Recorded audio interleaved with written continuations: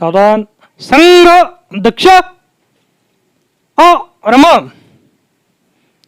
अग्रेसर अग्रेसर सम्यक रम संघ संपत संघ दक्ष संघ सम्यक अग्रेसर अर्ध ऋत संघ रम संघ दक्ष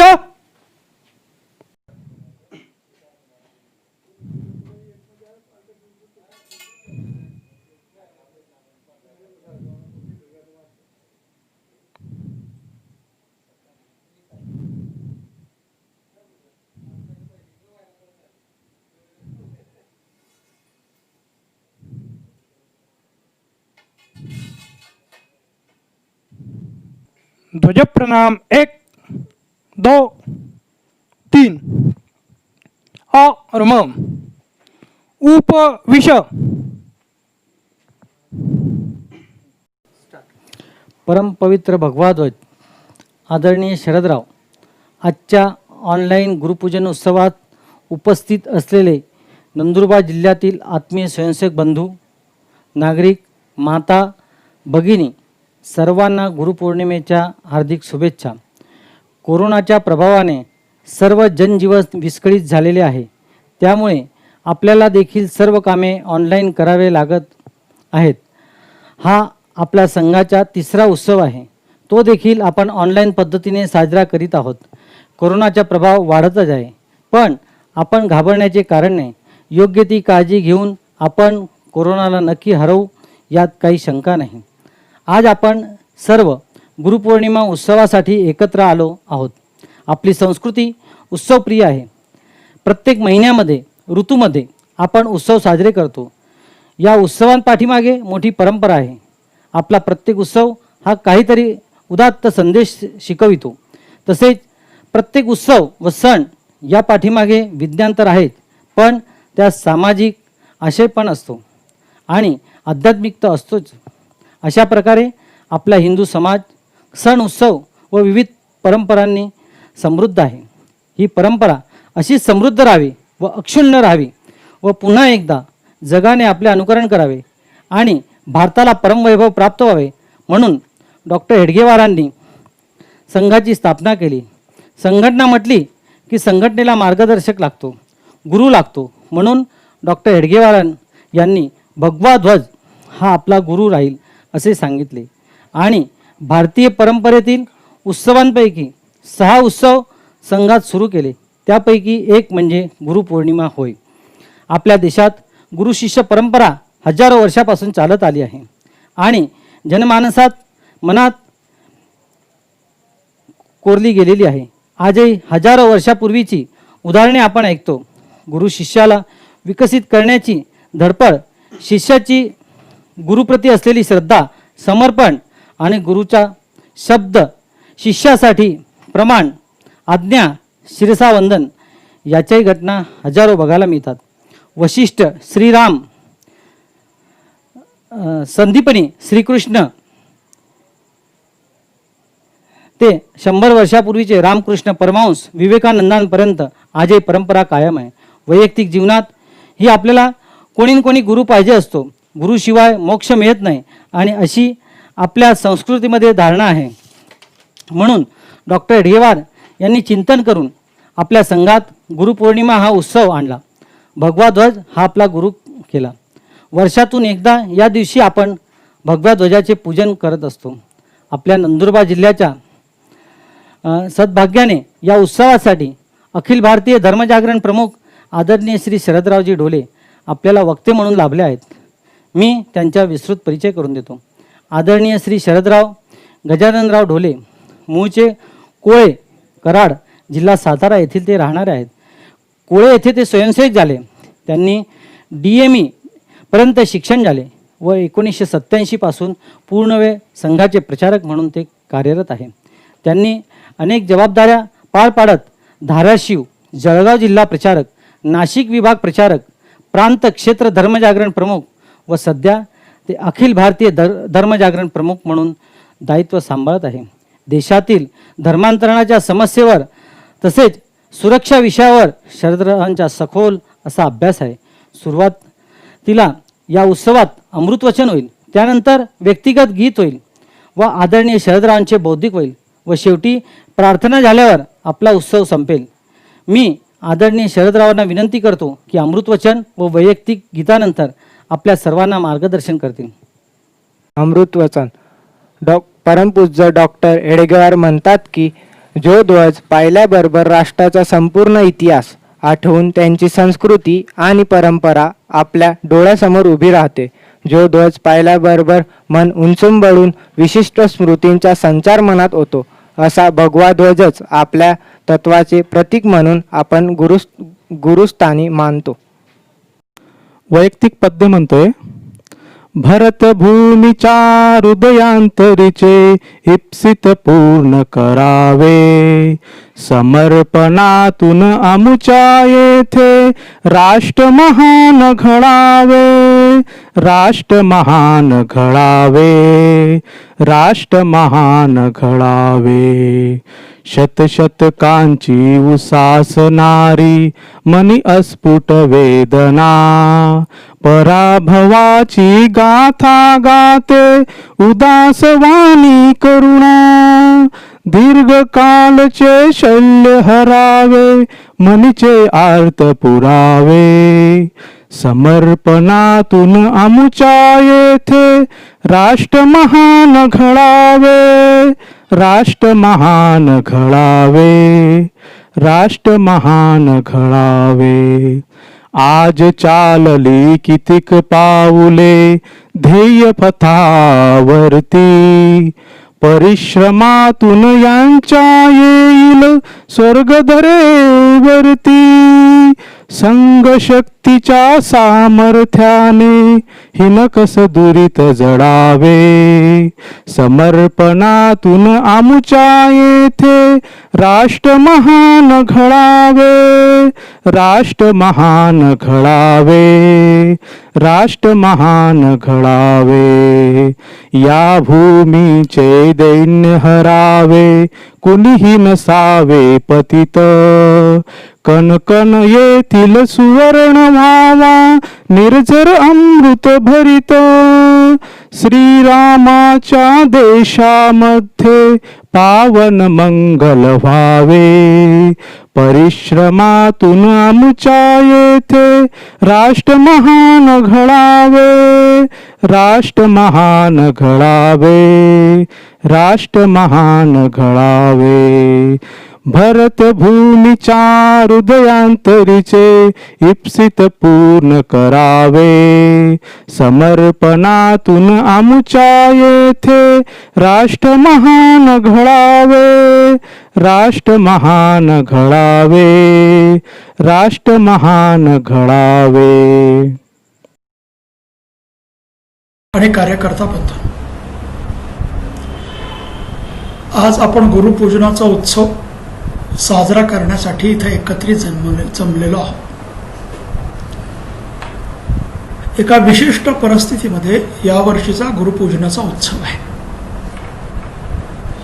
25 मार्च पासून संपूर्ण देशभरामधले सगळेच व्यवहार थांबलेले आहेत आणि त्यामुळे संघस्थानावर एकत्रित येऊन मोठ्या प्रमाणात उत्साहात ज्याप्रमाणे गुरुपूजनाचे उत्सव आपण दरवर्षी करतो, तसे उत्सव यावर्षी परिस्थितीमुळे आपल्याला करता येत नाहीत. हिंदू साम्राज्य दिनाचा उत्सवही मिरवणुका काढून शिवघोष करून आपल्याला करता आल्या नाहीत. आणि त्यामुळे या अशा विशिष्ट परिस्थितीमध्ये की जी परिस्थिती न भूतो याच्यापूर्वी अशी परिस्थिती आलीच नव्हती, आणि त्यामुळे बौद्धिक वर्ग सुद्धा असा व्हर्च्युअल देणं याचाही कार्यकर्त्यांना फार अनुभव नाही, ऐकणाऱ्यांनाही अनुभव नाही. नेहमी बौद्धिक वर्ग देताना आपण बोलत असताना समोरच्या माणसाच्या चेहऱ्यावरच्या प्रतिक्रिया, त्या प्रतिक्रियेच्या आधारावर आपण किती बोलावं आणि कुठं थांबावं हे वक्त्याला कळणं, असा कुठलाही अंदाज या प्रकारच्या बौद्धिक वर्गामध्ये येत नाही.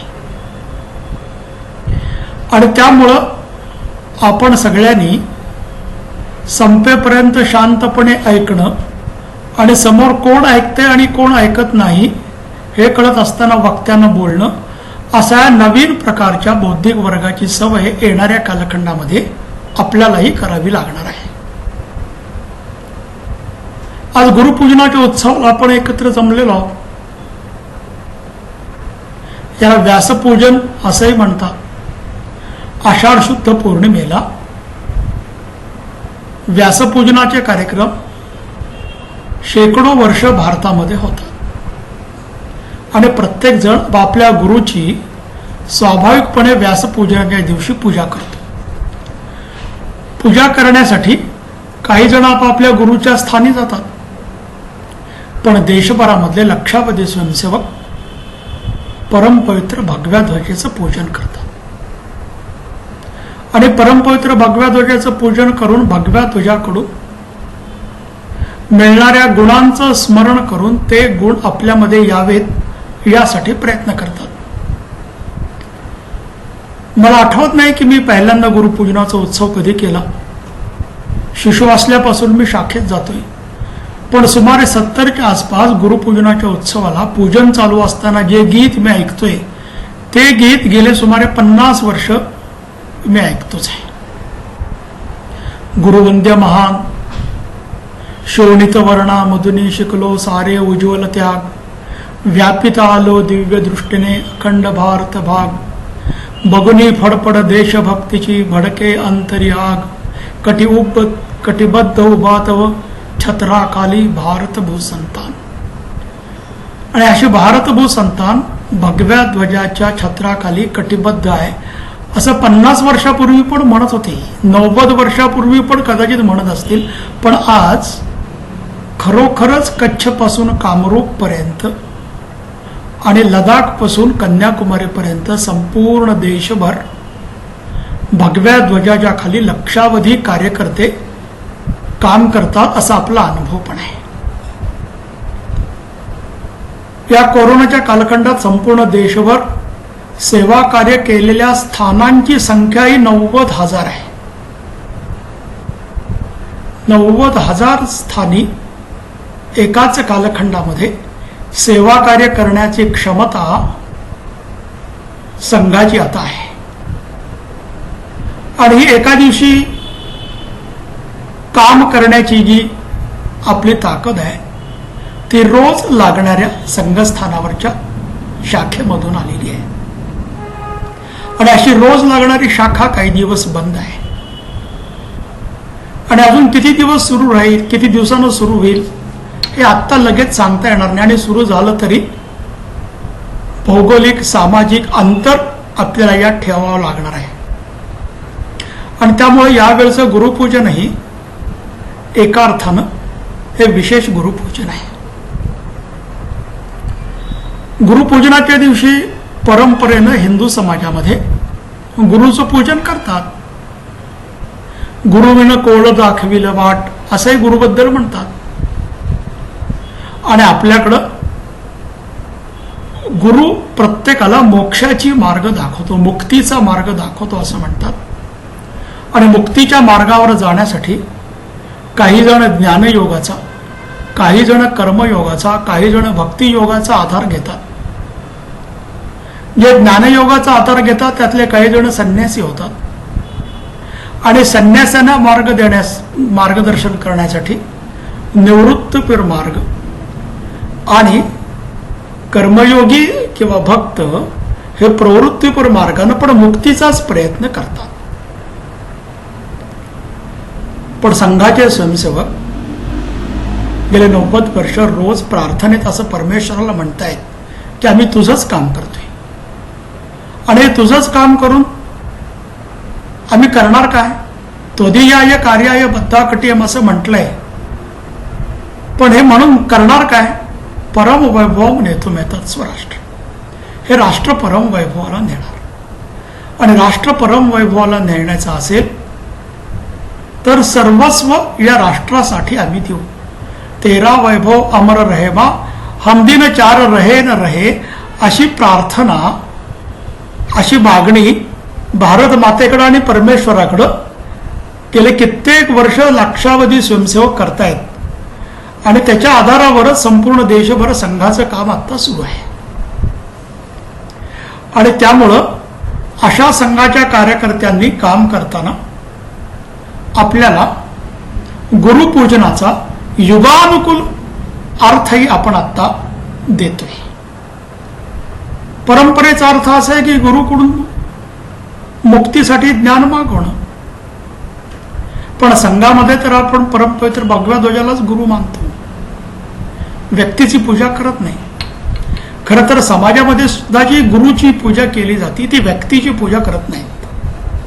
त्या पूजेलाही व्यासपूजा असंच म्हणतात. आणि व्यास हे वैशंपायन व्यास ज्यांनी ब्रह्मसूत्र वेद हे सगळे लिहिले, त्या व्यासांचं स्मरण म्हणजे त्या गुरूंचं स्मरण म्हणजे व्यासपूजन आहे. आणि जे मानवी शरीरात धारण करणारी जी व्यक्ती आहे ती व्यक्ती सुद्धा त्याच व्यासांचं एका अर्थानं प्रतिनिधित्व आहे. आणि त्यामुळं आपल्याकडं व्यासपूजनाच्या वेळी सुद्धा व्यासोच्छिष्ट जगत सर्व, व्यासाने उच्छिष्ट केलेलं असं जगातलं सर्व काही आहे असं म्हटलं जातं. आणि त्यामुळं व्यक्तीचं पूजन करणं म्हणजे व्यासांचंच पूजन करणं असं आहे. पण कितीही व्यक्ती चांगला असला तरी थोडी शक्यता आहे व्यक्तीच्या स्खलनाची. आणि त्यामुळं संघानं परमपवित्र भगव्या ध्वजाला गुरु मानलं. आणि गुरु मानून भगव्या ध्वजामध्ये दिसणारे जे गुण आहेत ते गुण आपल्या अंगी यावेत असेच लक्षावधी स्वयंसेवक संपूर्ण देशभर प्रार्थना करत असतात. आणि या गुणांच्या आधारावर शील चारित्र्य स्वयंसेवकांच्या मध्ये निर्माण व्हावं म्हणून स्वयंसेवक प्रयत्न करतायत. आणि याच्या आधारावर संघानं आपलं एक स्वयंसेवी संघटन उभं केलं. त्या स्वयंसेवी संघटनेचं ब्रिटिश काळामध्ये ब्रिटिशांनी केलेलं वर्णन असं आहे की जे आजच्या पुरातत्व खात्यामध्ये आपल्याला वाचायला मिळतं, आर्काइव्हमध्ये वाचायला मिळतं. डॉक्टर हेडगेवारांनी असं एक स्वयंसेवी संघटन सुरू केलं की जे स्वयंसेवी संघटन self sustained and auto financing म्हणजे ते स्वयंपूर्ण आहे आणि त्याचे सगळे आर्थिक खर्चही ते स्वयंच उभं करतं. आणि त्यामुळं गुरुपूजनाच्या दिवशी यथाशक्ती सगळे स्वयंसेवक भगव्या ध्वजासमोर जे समर्पण करतात त्या समर्पणाच्या आधारावर राष्ट्रीय स्वयंसेवक संघाचा सगळा व्यवहार देशभरामध्ये चालतो. आणि तो स्वयंपूर्ण असल्यामुळे स्वयंसेवकांच्या आधारावर चालत असल्यामुळे स्वयंसेवक असं म्हणतात, ही कृपा कुणाची ना वाढिलो आम्ही कोणाच्या कृपेमुळे वाढलो नाही, आम्ही आमच्या पुरुषार्थाच्या आधारावर वाढलो. आणि आमच्या पुरुषार्थाच्या आधारावर वाढण्यासाठी लक्षावधी कार्यकर्त्यांनी तन मन धन पूर्वक समर्पण केलं. आता या कोरोनाच्या कालखंडामध्ये तर देशभर सेवा कार्य तरी लोकांनी केलीच. विविध ठिकाणी भोजनशाळा, विविध ठिकाणी लोकांना फूड पॅकेट्स अशी तर दिलीच.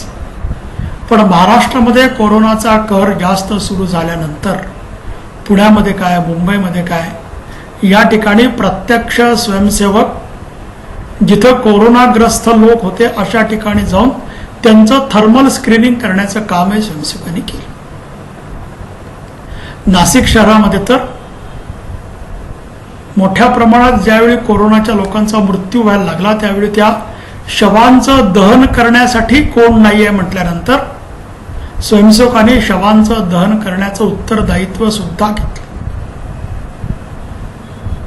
सुरतमधल्या हजारो कार्यकर्त्यांना कसल्याही प्रकारची तोशीस न लागता पूर्ण उत्तर प्रदेशमध्ये पोहोचवण्याचं काम त्या त्या ठिकाणच्या संघाच्या स्वयंसेवकांनी केलं. हे सगळं करण्याचं कारण काय? तर समाजाबद्दलचा आत्मीयतेचा भाव. आणि समाजाबद्दलचा आत्मीयतेचा भाव येतो केव्हा?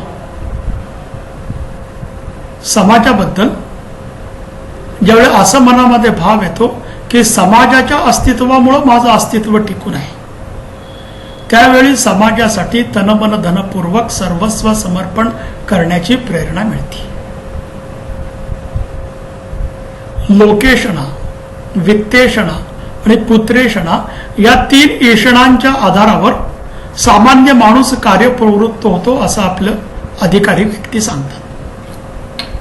पण संघामध्ये काम करणाऱ्या कार्यकर्त्याला तो काम करतोय म्हणून प्रसिद्धीही मिळत नाही. संघामध्ये काम करतो म्हणून त्याला आर्थिक लाभ पण मिळत नाही. आणि संघामध्ये काम करतो म्हणून माझ्या पुत्रालाही पुढे लाभ होईल असं जर म्हणायला लागला तर कार्यवाचा पुत्र जास्तीत जास्त कार्यवाच होईल. आणि तो कार्यवा झाल्यानंतर त्यालाही तसंच सोसावं लागेल पिढ्यानपिढ्या. आणि असं पिढ्यानपिढ्या संघाचं काम करणारे, 4 पिढ्या 5 पिढ्या संघाचं सलग काम करणारे देशभरामध्ये लक्षावधी परिवार आता उभे आहेत. आणि लक्षावधी परिवारांच्या आधारावर जसं रामायणात असं म्हणायचे, रघुकुल रीती सदा चली आई, प्राण जाये पर वचन न जाये, तसं आता हेडगेवार कुल रीती देशभरामध्ये प्रस्थापित झाली. डॉक्टर हेडगेवारांनी स्वयंसेवक या शब्दाला अर्थ देण्याचा प्रयत्न केला. आणि त्यामुळे मी स्वयंसेवक आहे असं म्हटल्याबरोबर एका विशिष्ट प्रकारची जीवनशैली, सत्य बोलणारा, समाजासाठी झिजणारा, प्रसिद्धी पराडमुख असा माणूस लोकांच्या समोर उभा राहतो. आणि तो तसा उभा राहतो याचं कारण तसं प्रत्यक्ष जगणारे लक्षावधी कार्यकर्ते प्रत्यक्षात समाजात आत्ता दिसतात. आणि असं उदाहरण समाजात तयार करणं याला म्हणायचं तनसमर्पण, मनसमर्पण, आवळ आपणा जीवन समर्पण. अशा छोट्या छोट्या गोष्टीमधूनच समर्पणाचा भाव कार्यकर्त्यांच्या मनामध्ये निर्माण होतो. देशभरामध्ये असे कित्येक स्वयंसेवक आहेत की जर ते अंतरुणावर आजारी नसतील तर त्यांचे आयुष्यभर प्रार्थना चुकलेली नाही.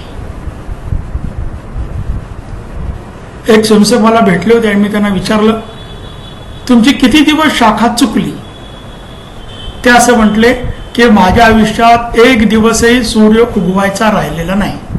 जर सूर्य उगवत असेल तर शाखा चुकणार नाही. आणि हे त्यांनी ज्यावेळी उत्तर दिलं त्यावेळी त्यांचं वय वर्ष 80 होतं. त्यामुळे कळायला लागल्यापासून शाखाच चुकली नाही. आणि त्यांनी आणखीन एक वाक्य सांगितलं की मी शाखेत गेल्यानंतर ध्वजाशिवाय अन्य कुणाला प्रणाम केला नाही. म्हणजे सुमारे 60-70 वर्ष शाखा लागण्यापूर्वी शाखेत गेले आणि शाखा सटल्यानंतरच शाखेतून परत गेले. शाखेत गेल्यानंतर ध्वजाशिवाय अन्य कुणाला आयुष्यभर प्रणाम केला नाही. वेळेचं किती नियोजन करावं लागलं असेल, कामाचं किती नियोजन करावं लागलं असेल, याला म्हणायचं मनसमर्पण. शरीरानं केवळ शाखेत उपस्थित राहिला, शरीरानं कार्यक्रमात उपस्थित राहिला असं नाही, तर जसं पाहिजे तसं होऊन प्रत्यक्ष संघाचं काम करण्याचा प्रयत्न केला, याला म्हणायचं मनाचं स्मरण. तनाचं आणि धनाचं समर्पण तुलनेनं सोपं आहे. सोपं नाही पण तुलनेनं सोपं आहे. पण तन, मन आणि धन याच्यामध्ये समर्पणात सर्वात कसोटी लागती ती मनाची, कारण ते दिसत नाही. आणि त्यामुळे बाह्यकृती काय दिसली तरी मनातले उठणारे जे विकार आहेत ते विकार काय आहेत त्याच्या आधारावर समर्पणाचा परिणाम आपल्याला दिसत असतो. आणि त्यामुळे हे मानसिक समर्पण हे अत्यंत कठीण आणि अत्यंत कठोर आहे. आणि असं मानसिक समर्पणच लक्षावधी कार्यकर्त्यांनी केलं. केरळमधले कित्येक कार्यकर्ते ते केवळ संघाचं काम करायला त्यांनी सुरुवात केली म्हणूनच कम्युनिस्टांचे आणि त्यांचे संघर्ष सुरू झाले. काही कार्यकर्त्यांचा प्रत्यक्ष मृत्यू झाला, तरी त्यांच्या घरातले सगळेजण अजूनही संघाचं काम करतायत. आणि त्यामुळे प्रत्यक्ष बलिदान दिलं तरी प्रत्यक्ष मी रोज संघाचं काम करणार, असे एक विलक्षण संस्कार देशभरामधल्या लक्षावधी कार्यकर्त्यांच्या मनावर झालेला असल्यामुळे आज आपल्याला सगळीकडं संघाच्या अनुकूलतेचं वातावरण निर्माण झाले. 1948 नंतर 10-15 वर्ष कालखंड असा गेला की सगळीकडं संघाबद्दल प्रतिकूलतेचं वातावरण होतं. आणि त्यामुळे संघाच्या कार्यकर्त्यांनी कितीही चांगली गोष्ट सांगितली तरी संघाचा कार्यकर्ता सांगतोय म्हणून समाज ऐकायला तयार नव्हता. आज संघाचा कार्यकर्ता म्हणतोय की मला यातलं काही कळत नाहीये, कुठल्या तरी शहाण्या माणसाला आपण विचारू, तर लोक म्हणतात शहाण्या माणसाला नंतर भेटू, पण तुमचं मत काय आहे ते आधी सांगा. याचं वर्णन करताना एका कार्यकर्त्याने असं केलं की सुमारे 50 ते 60 म्हणजे 1950 ते 60 या कालखंडामध्ये आमच्या हातात सोनं होतं तरी सुद्धा लोक असं म्हणायचे ते तुमच्या हातात आहे म्हणून ती माती आहे. आणि आज आम्ही आमच्या हातात माती घेऊन सांगतोय की हे आमच्या हातात माती आहे, तरी लोक असं म्हणतात की तुमच्या हातात आहे म्हणून ते सोनं आहे. इतका अनुकूलतेचा कालखंड आलाय. आणि अनुकूलतेचा कालखंड आलाय हा एका अर्थानं आपल्या सगळ्या परीक्षेचा कालखंड आहे. त्यावेळी प्रतिकूलता होती, विरोध होता, काम करायचं नाही असाच समाज म्हणत होता आणि तरी कार्यकर्ते काम करत होते. त्यावेळी या प्रतिकूलतेतच काम करायचं आहे हे त्यांना माहिती होतं. आज अनुकूलतेचा कालखंड आहे आणि त्यामुळे प्रत्यक्ष संघाचं काम करण्यासाठी जी प्रेरणा आहे ती प्रत्येक वेळी शुद्ध सात्विक प्रेम आपणे कार्य का आधार आहे, हीच एका अर्थानं संघाचं काम करण्याची प्रेरणा आज आपल्याला नवीन कार्यकर्त्याला, नवीन स्वयंसेवकाला मिळेल असं नाही. तो संघात आला, रुजला, प्रत्यक्ष व्यवहार दिसला, कार्यकर्त्यांना जवळून पाहायला लागला की त्याला हे कळतं की इथं कुठलाही स्वार्थाचं पोषण होणार नाही. इथं प्रत्येक गोष्ट या आणि द्या, देण्यासाठीच आपल्याला यावं लागेल हे तो जवळ आल्यानंतर कळतो. पण आज संघाचं संपूर्ण देशभरामध्ये लक्षावधी कार्यकर्त्यांनी स्वतःला गाडून घेतल्यामुळे असं एक मोठं रूप उभं राहिलेलं आहे की संघात गेल्यामुळे सुद्धा मला काहीतरी फायदा होऊ शकतो असं वाटतं. आणि अनुकूलतेच्या कालखंडामध्ये नवीन आलेल्या कार्यकर्त्याला प्रत्यक्ष संघाचं योग्य दर्शन घडवणं, कशासाठी संघाचं काम करायचं हे लोकांना नीट समजून सांगण्याचा प्रयत्न करणं, आपल्या प्रत्यक्ष उदाहरणावरून नवीन लोकांना संघ असा आहे असं समजवण्याचं उत्तरदायित्व आज विद्यमान स्वयंसेवकांच्या आधारावर आहे. आणि या अनुकूलतेच्या कालखंडामध्ये आपलं शील बिघडणार नाही हे बघण्याचं एका अर्थानं मोठं उत्तरदायित्व आपल्याकडे आहे. आणि हे जर उत्तरदायित्व पूर्ण पार पाडायचं असेल तर मानसिक समर्पणाची अत्यंत आवश्यकता आहे. या अनुकूलतेच्या कालखंडाबद्दल माननीय शेषाद्रीजींनी सांगितलेली एक मला कथा आठवते. एक गुरु शिष्य चालत चालत निघाले होते. ऊन लागू नये म्हणून पहाटेच निघाले होते. पहाटे 5-5:30 चालायला सुरुवात केल्यानंतर 3-4 तास चालल्यानंतर थोडी तहान पण लागली आणि भूक पण लागली. आणि भूक लागल्यानंतर सुमारे 9-9:30च्या सुमारास एका शेताजवळ ते आले आणि त्या शेतकऱ्याला त्यांनी पाणी मागितलं. शेतकऱ्यांनी विहिरीतलं पाणी दिलं आणि त्या शिष्याला अतिशय भूक लागली असल्यामुळे गुरुनी विचारलं काय खायला मिळेल. शेतकरी म्हटला की खायला मिळेल पण माझी भाकरी येण्यासाठी अजून घरातून वेळ लागणार आहे.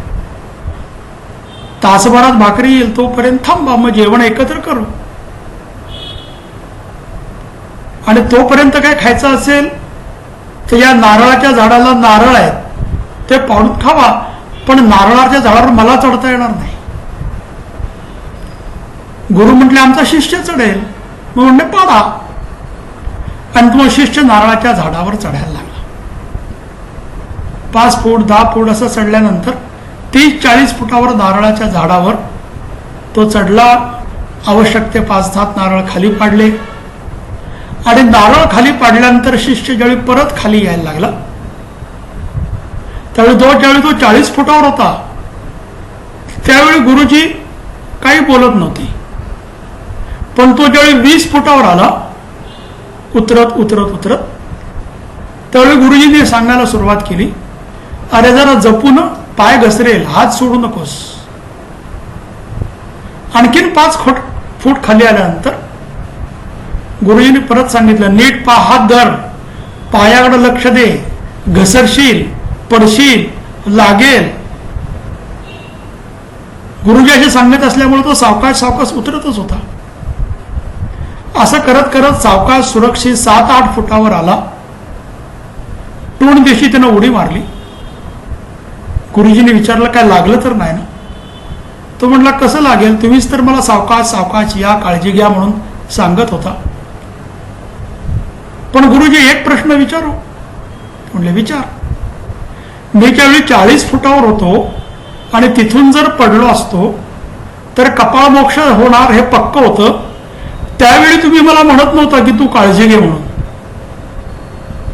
पण मी 20 फुटावर आलो आणि कदाचित हातपाय मोडला असता, कपाळ मोक्ष झालाच असता याची काही खात्री नाही, त्यावेळी तुम्ही मला म्हणत होता की पाय घसरेल, काळजी घे.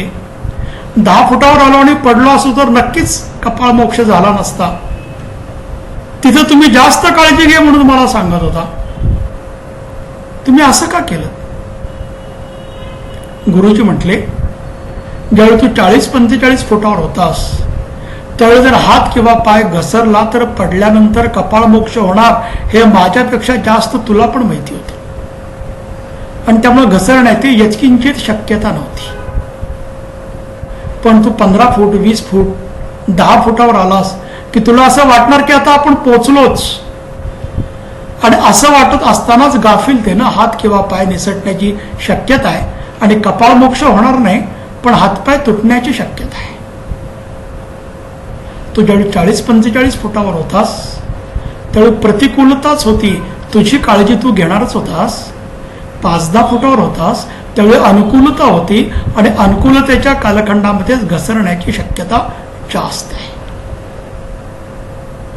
आज आपला अनुकूलतेचा कालखंड आहे आणि अनुकूलतेचा कालखंड असल्यामुळे गेले 90 वर्ष ज्या जीवनमूल्यांच्या आधारावर 3-4 पिढ्यांनी हे संघाचं काम वाढवले, त्याच जीवनमूल्यांच्या आधारावर आपल्याला पुढच्या पिढीला हे काम द्यायचं आहे. या भूमिकेतून आपण काम करण्याची आवश्यकता आहे. आणि ही मूल्य जर टिकली, अनुकूलतेच्या कालखंडात आम्ही आमचा हात पाय घसरून दिला नाही तर जगभरामधली कुठलीही ताकद हे परमवैभवाला राष्ट्र नेण्यासाठी आता रोखू शकणार नाही. अशी एक प्रचंड ऊर्जा संपूर्ण देशभरामध्ये सुरू झाली आहे. त्या ऊर्जेचा प्रवाह सुरू झाला आहे आणि त्यामुळे देशभरामध्ये अनेक क्षेत्रामध्ये, मग ते चित्रपट क्षेत्र असू देत, औद्योगिक क्षेत्र असू देत, आर्थिक क्षेत्र असू देत, या सर्व ठिकाणी हिंदू चिंतनाच्या आधारावर व्यवस्था निर्माण करण्याची प्रक्रिया केवळ स्वयंसेवक बोलत नाहीत तर समाजामधले बुद्धिवंतही याच विषयावर आपल्याला काम करावं पाहिजे असं आता यायला लागलेत, असं म्हणायला लागलेत. एवढंच नव्हे तर त्यांची सगळी बुद्धिमत्ता मी यासाठी द्यायला तयार आहे असं देशभरामधले अनेक प्रतिभावंत विविध ठिकाणी संघाच्या कार्यकर्त्यांना येऊन आता भेटायला लागले. असं परिवर्तन व्हायला लागल्यानंतर बुद्धिवंतांनीही आपल्या बाजूला यायला लागणं हे एका अर्थानं आता सुरू झालंय. एक काळ असा होता की संघाच्या कार्यकर्त्यांना जागा घ्यायची, कार्यक्रम घ्यायचा असेल तर जागा मिळवण्यासाठी प्रश्न पडायचा. आज आपल्याला कुठली जागा जास्तीत जास्त चांगली आहे याचा चॉईस करण्याची संधी आहे. एकाच वेळी 5-6 जागा उपलब्ध असतात आणि आपण असं म्हणतो की ही नाही, ही जागा आपण घेऊ. सर्व प्रकारची अनुकूलता आहे. एखाद्या कार्यकर्त्याला वक्ता म्हणून आपण बोलवायला गेलो, अध्यक्ष या म्हणून आपण बोलवायला गेलो, तर पूर्वी तो यायचाच असं नाही आणि आला तर तो स्वयंसेवक आहे असं सांगायचं असं नाही. आता तो कार्यक्रमालाही येतो आणि मी कधी संघात गेलो होतो हेच तो वर्णन पण करतो. असा अनुकूलतेचा कालखंड आहे. या अनुकूलतेच्या कालखंडामध्ये योग्य मूल्यांच्या सह संघ जपून ठेवणं हे आपल्या समोर सगळ्यात मोठं आव्हान आहे. आज आपण सेवा कार्याला किंवा कुठल्याही विषयाला पैसे मागितले की पैसे देणारे समाजातले आणि स्वयंसेवकही हजारोच्या संख्येनं आपल्या पुढे उभे आहेत. कारण आपल्या सगळ्यांची प्रतिमा, जर आपण याला 100 रुपये दिले तर हा 120 रुपयाचं काम करतो, कारण काम करणारा आपल्या खिशातलं त्यात जोडतो, असा अनुभव आहे. वर्तमानपत्रात या विषयावर लेख पण आलेले आहेत, प्रत्यक्षातला अनुभव पण आहे.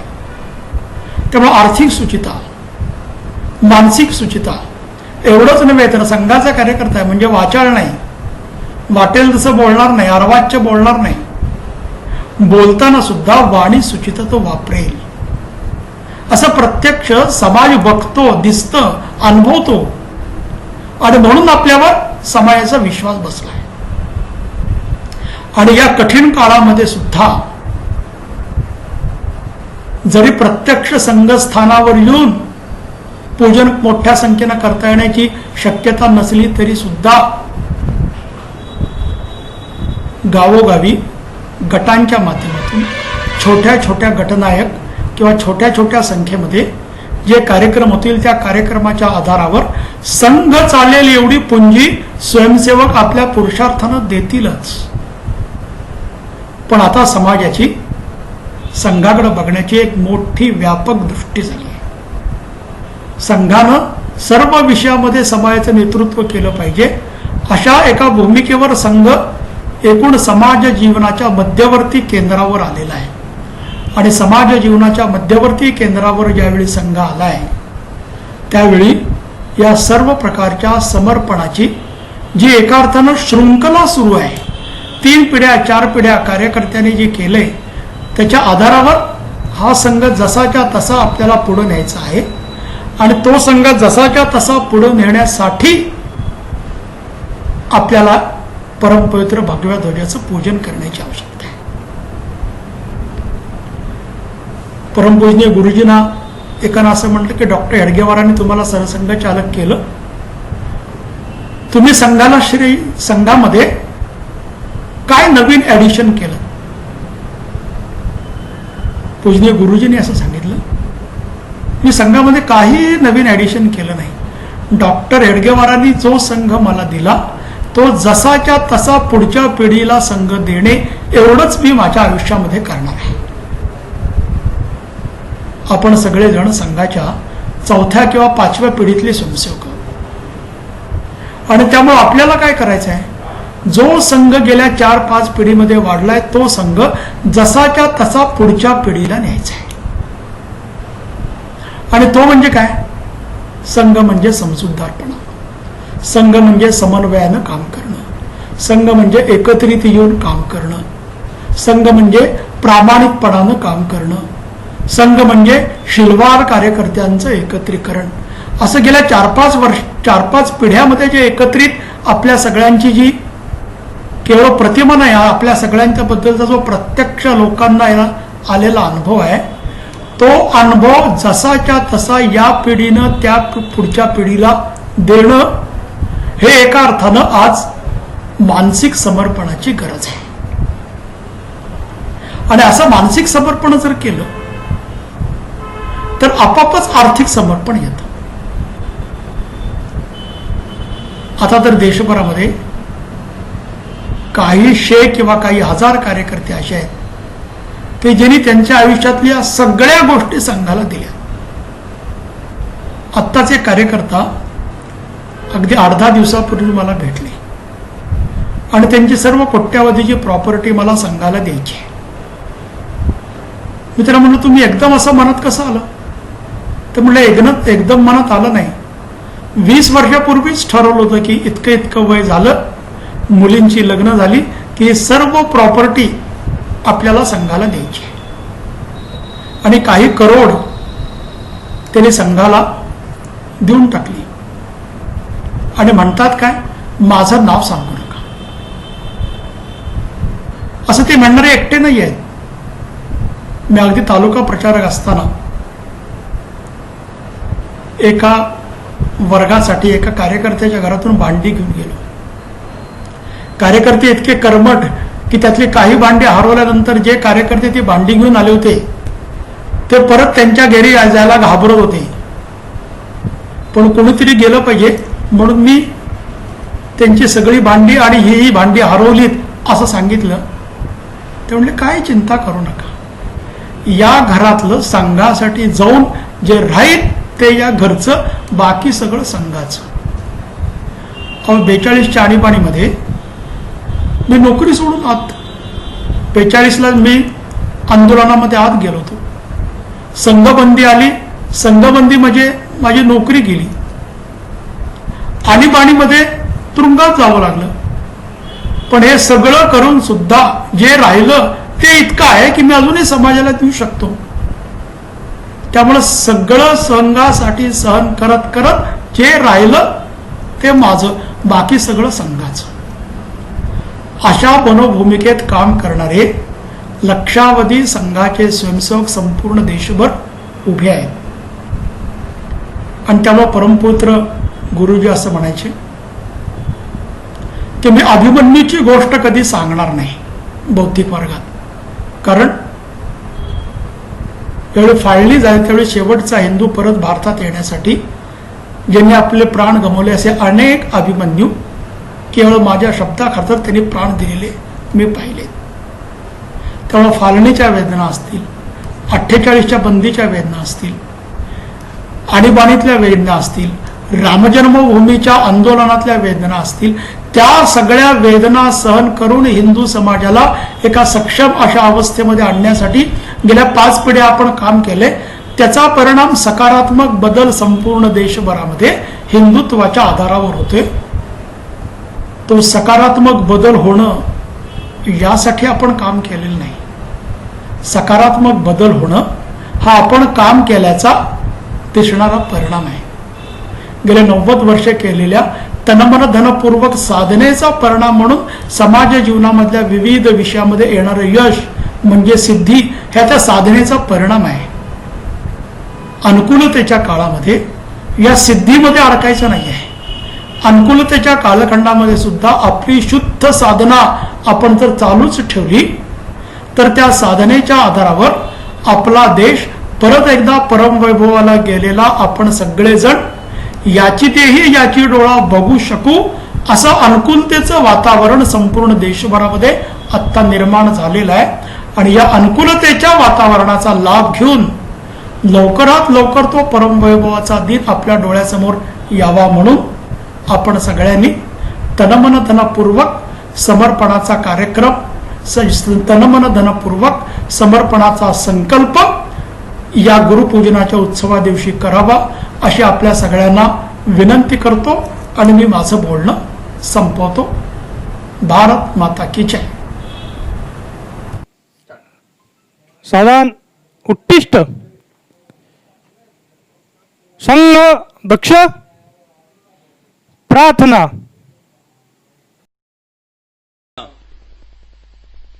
ते सदा वत्सले मातृभूमे, नमस्ते सदा वत्सले मातृभूमे, त्वया हिन्दुभूमे सुखं वर्धितोऽहम्, त्वया हिन्दुभूमे सुखं वर्धितोऽहम्, महामङ्गले पुण्यभूमे त्वदर्थे, महामङ्गले पुण्यभूमे त्वदर्थे, पतत्वेशकायो नमस्ते नमस्ते, पतत्वेशकायो नमस्ते नमस्ते, प्रभो शक्तिमन् हिन्दुराष्ट्राङ्गभूता, प्रभो शक्तिमन् हिन्दुराष्ट्राङ्गभूता इमे सादरं त्वां नमामो वयम् इमे सादरं त्वां नमामो वयम् त्वदीयाय कार्याय बद्धा कटीयम् त्वदीयाय कार्याय बद्धा कटीयम् शुभामाशिषं देहि तत्पूर्तये शुभामाशिषं देहि तत्पूर्तये अजय्याञ्च विश्वस्य देहीश शक्तिम् अजय्याञ्च विश्वस्य देहीश शक्तिम् सुशीलम् जगद्येन नम्रम् भवेत् सुशीलम् जगद्येन नम्रम् भवेत् श्रुतम् चैव यत्कण्टकाकीर्णमार्गम् श्रुतम् चैव यत्कण्टकाकीर्णमार्गम् स्वयं स्वीकृतम् नः सुगङ्कारयेत् स्वयं स्वीकृतम् नः सुगङ्कारयेत् समुत्कर्ष निःश्रेयसस्यैकमुग्रम् समुत्कर्ष निःश्रेयसस्यैकमुग्रम् परम् साधनम् नाम वीरव्रतम् परम् साधनम् नाम वीरव्रतम् तदन्तस्फुरत्वक्षयाध्येयनिष्ठा तदन्तस्फुरत्वक्षया ध्येयनिष्ठा हृदन्तः प्रजागर्तु तीव्रानिशम् हृदन्तः प्रजागर्तु तीव्रानिशम् विजेत्री च नः संहता कार्यशक्तिर् विजेत्री च नः संहता कार्यशक्तिर् विधायास्य धर्मस्य संरक्षणम् विधायास्य धर्मस्य संरक्षणम् परो वैभवन्नेतुमे तत्स्वराष्ट्रम् परो वैभवन्नेतुमे तत्स्वराष्ट्रम् समर्था भवत्वाशिषा ते भृशम् समर्था भवत्वाशिषा ते भृशम् भारत माता की जय भारत माता की जय ध्वज प्रणाम 1 2 3